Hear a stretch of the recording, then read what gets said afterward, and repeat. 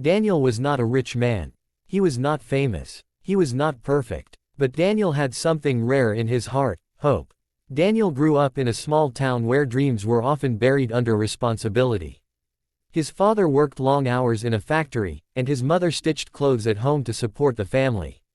From a young age, Daniel learned the value of patience, honesty, and quiet effort. He believed that life rewarded those who stayed true, even when the road was long. When Daniel moved to the city for college, everything felt new. The tall buildings, busy streets, and fast people made him feel small. He lived in a tiny rented room and worked part-time at a bookstore to pay his expenses. Life was hard, but Daniel never complained. One rainy afternoon, while arranging books, Daniel saw Emma for the first time. She walked into the bookstore holding an umbrella, her hair slightly wet from the rain. She smiled politely and asked for a novel. Her voice was calm, and her eyes carried kindness. Daniel helped her find the book. Their conversation was short, but something changed inside him.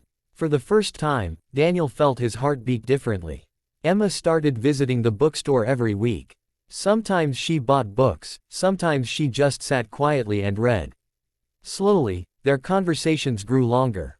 They talked about life, dreams, fears, and family. Emma shared that she wanted to become a teacher. Daniel shared his dream of building a peaceful life with someone who truly understood him. Their friendship grew into love, soft, deep, and honest. Daniel loved Emma silently at first. He never rushed her. He believed love should grow naturally, like a tree that becomes strong over time.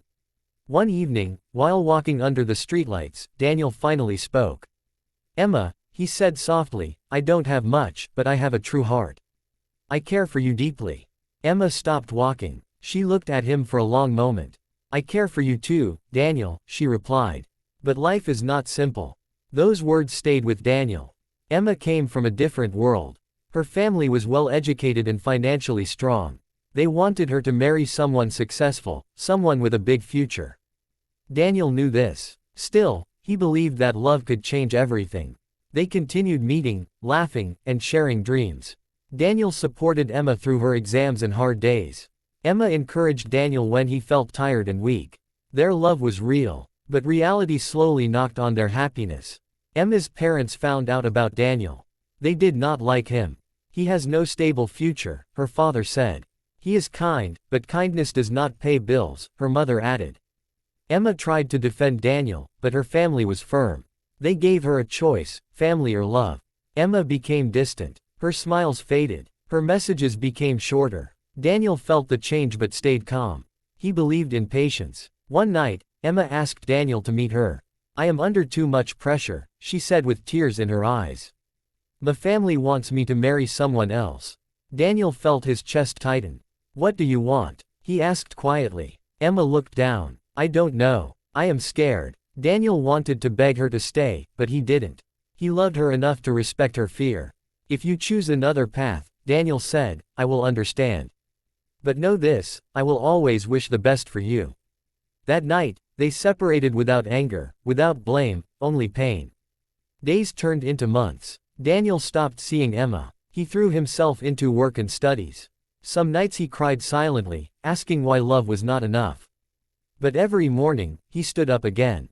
He worked harder. After graduation, Daniel found a job in a small company. The pay was low, but he learned quickly. He saved money, improved his skills, and slowly moved forward. He never dated anyone else, not because he was weak, but because his heart was still healing.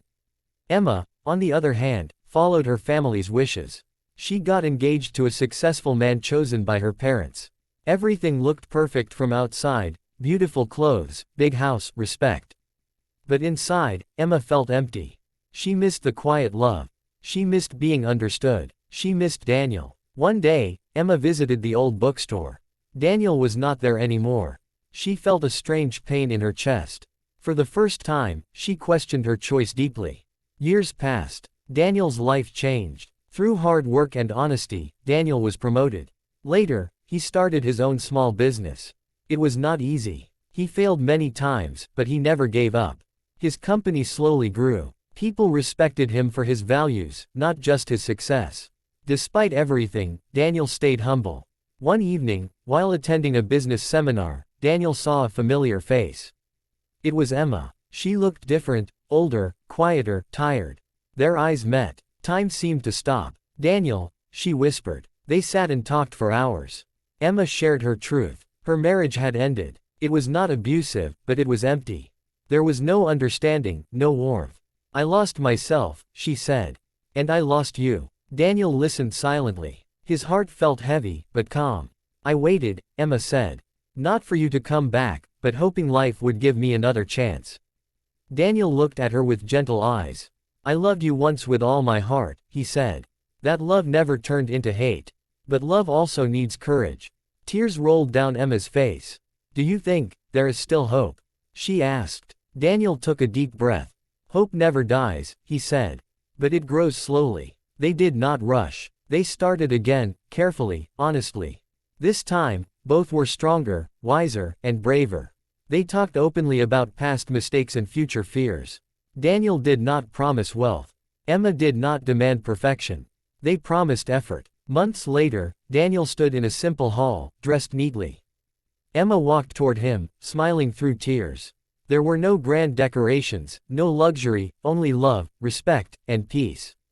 Daniel had waited years, not just to marry Emma, but to become a man who could stand with confidence.